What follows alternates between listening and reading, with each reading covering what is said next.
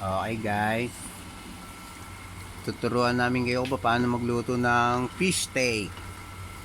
Diba karamihan niluluto for steak, baboy yung ginagamit. Ito mga baby sky, isda ang gagamitin natin. May budbud ng paminta, Bangus. sibuyas, bawang. Bangus po yan, kaya fish steak. Tatry na yung mama magluto nyan. Ready na yung magic sarap sibuyas at pinapakulong mantika.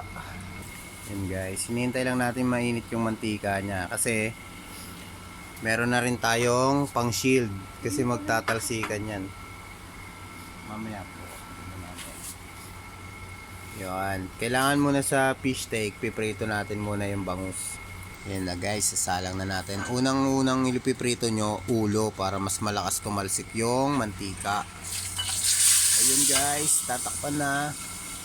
Kailangan kasi guys, ikukulong mo siya para tapos pangalawa buntot para hindi masyadong mahina yung talsik ng mantika.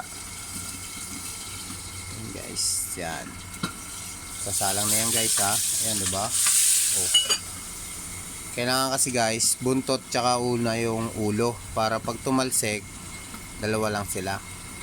Yun guys, ito na nga ang ating prinitong isda kanina.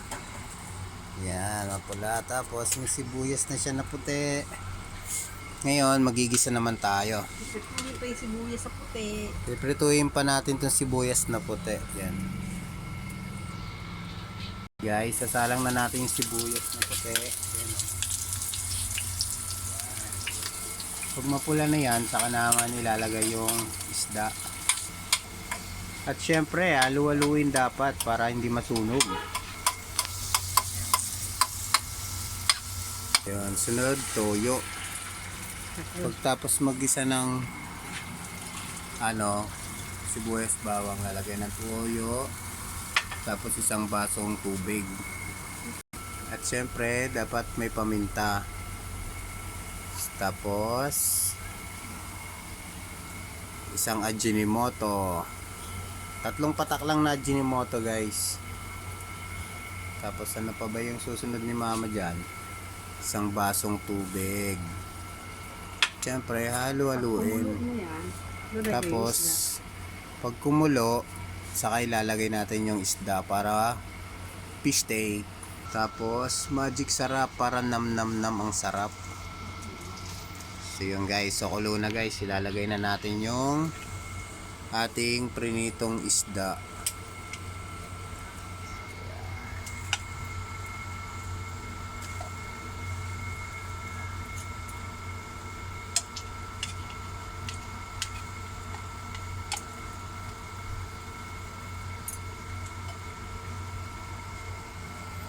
At saka tatakpan. Ayun guys, pagtapos nun, ilalagay na natin yung ating sibuyas na puti. Syempre dapat pagkulo niyan guys, okay na yan.